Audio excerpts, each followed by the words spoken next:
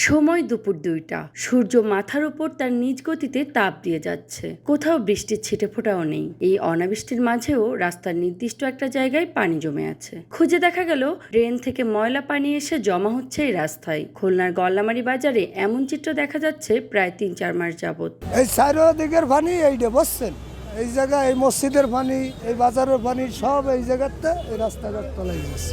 ধরেন 3-4 মাস অসুবিধা তো হয়। এই সেদিনকার ব্লিচিং পাউডার আমি নিজে আনতে কসার স্টোর দিয়ে 100 টাকার কিনে মারি দিছে। ওতে কাজ ওই গর্তের ভিতরে ইজি বাইক নিয়ে শীতেই মরতেছে।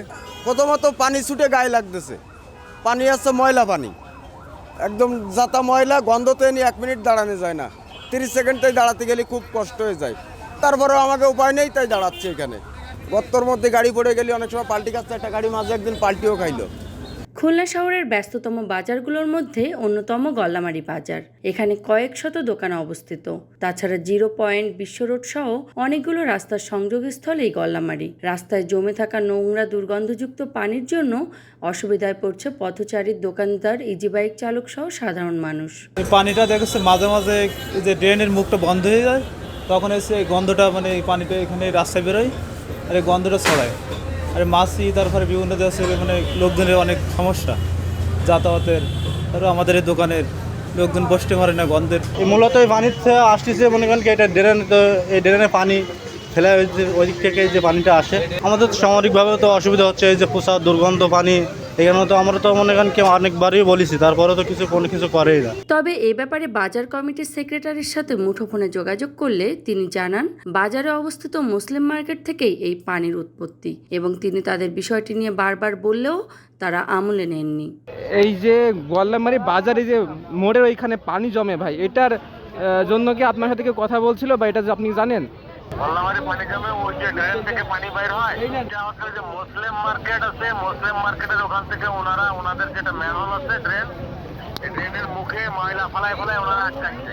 আর এমনি যে ড্রেনটা ছিল, আমি নিজে টাকা পয়সা খরচ করে আরো লোকজন কিছু দিছে, অন্যান্য মার্কেট কিছু দিছে দিয়ে আমি ওখান থেকে ড্রেন কমপ্লিট করেছি। সম্পূর্ণ পানি ওই পাশে নেমে যায়, অন্যান্য মার্কেটে সব। শুধুমাত্র ওনাদের কারণে ওইটুকু আমরা গত 2-3 দিন ধরে ওনাদের প্রত্যেককে বলছি, জানাইছি, বুঝছেন? জি জি। ওনারা এখন পর্যন্ত সেটার কোনো গুরুত্ব দেয় না।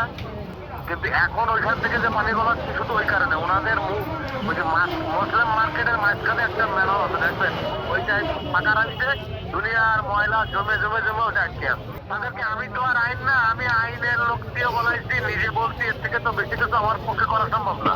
অন্যদিকে মুসলিম মার্কেটের তত্ত্বাবধায়ক বলেন, এখানকার ড্রেন অনেক পুরাতন, তাই পানি নিষ্কাশন ঠিক মতন হয় না। সেক্রেটারি আমাদেরকে নির্দেশনা দিয়েছেন এবং আমরাও এর জন্য খুব তাড়াতাড়ি ব্যবস্থা গ্রহণ করব। এই ড্রেনটা আপনার ময়লা আবর্জনা যে কিংবা রাস্তা সংস্কারের কাজে হয়ে গেছে, তো ওই সামনে দিয়ে আপনার দেখছে কি যে করা ড্রেনটার মুখ আঁকটানি, এখান থেকে শুরু করে এই মাথা পর্যন্ত সব জায়গায় দিয়ে ড্রেনটা ভাঙ্গা। আমাদের এখান থেকে কোনো পানি যাচ্ছে না। আর যেটি পদক্ষেপ নেওয়ার সেটা আমরা দেখছি কি যে নিচ্ছি, যাতে দেখছি কি যে ওইখানে আর না হয়। সেক্রেটারি সাহেব বলছে যে ওই জায়গায় একটা আছে, ওই যে আপনার কেচের একটা জায়গা আছে, যে ওই জায়গা থেকে হয়তো সমস্যা হইতে পারে। তা আমরা ওইটার জন্য বলছি উপরে একটা স্ল্যাব দিয়ে দিতে, আমরা ওই স্ল্যাবটা দেখছি কি যে দিয়ে দিচ্ছি। Desk report, voice of tiger.